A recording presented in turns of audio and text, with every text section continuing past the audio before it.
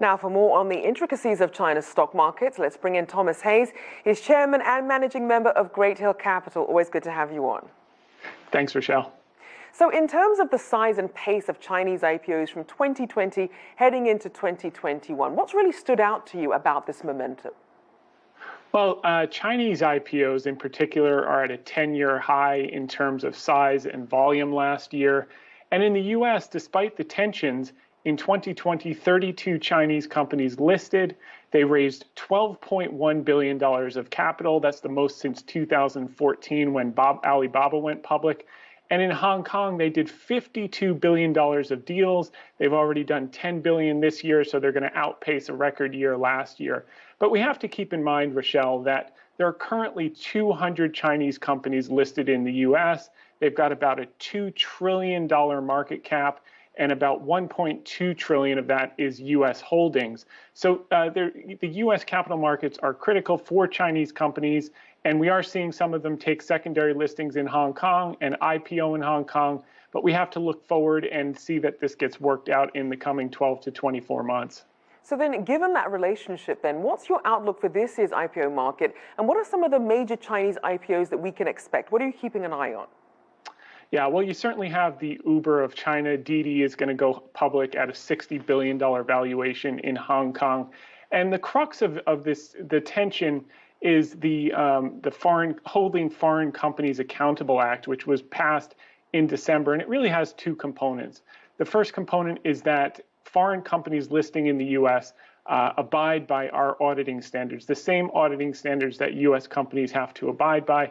And then the second thing is that they have to disclose any ownership or involvement of their government in the company in order to list. And part of the reason for that is last year there was Luckin Coffee, where the CFO fabricated about $310 million of sales, and U.S. investors lost billions of dollars on that deal. So it's a protection for investors from foreign companies that they just follow the exact same standards that the U.S. companies have to follow.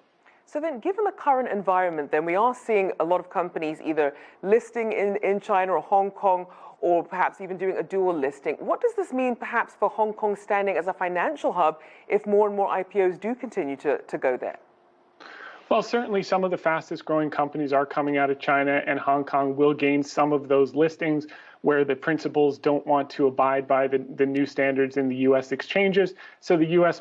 Exchanges will lose some of that business. But I think moving forward, I think this administration will probably overlook some of the ownership issues moving forward and just focus on the auditing standards, and that will enable some greater flexibility in the IPO market moving forward. But as Mr. Terrett said prior to my segment, this is probably a secondary focus after getting the vaccinations out, after dealing with the domestic economy, domestic stimulus, which we've seen so much focus on in the first 100 days. So then, given the domestic priorities in the U.S., then, when do you think we might see some of these leftovers from the Trump administration being addressed when it comes to Chinese companies listing on U.S. exchanges? Yeah, I think that's secondary, and I think also this administration wants to work with other allies to come to some agreeable solution that does keep the standards in place in terms of auditing. And also the key thing with the Trump blacklist, the Trump administration blacklist, was parsing out military ties. I think that blacklist is complete, so I don't think we're going to see major additions. And if anything, moving forward, you may see some subtractions moving forward, and that should stabilize the relations, and it should stabilize the IPO flow, both in the U.S. and in Hong Kong. Both are critical capital markets for fast-growing companies. So for the companies that are choosing to list in Hong Kong, what would you say are the biggest benefits of that? Well, I think number one, the auditing standards are less stringent.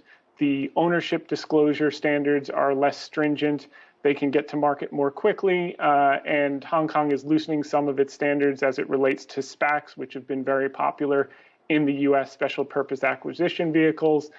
So generally, it'll enable them in this period of uncertainty to list quickly. Institutional managers from around the world can access Hong Kong shares as quickly as they can access U.S. shares, so that's not a key factor. And that will probably be some of the balancing act moving forward until there's a definitive standard from the new administration in coming months.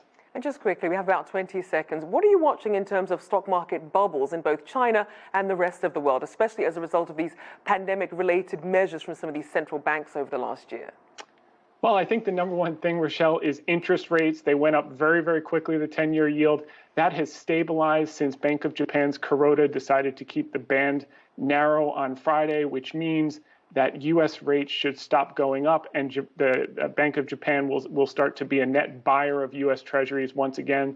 They've been a net seller for the last 5 years. And as those rates stabilize, money's going to go back into emerging markets, back into China after a little correction we saw, back into tech, and back into some of the higher yielding stocks that have been neglected for the past 2 months. All right, thank you as always. Thomas Hayes there, founder, chairman, and managing member of Great Hill Capital.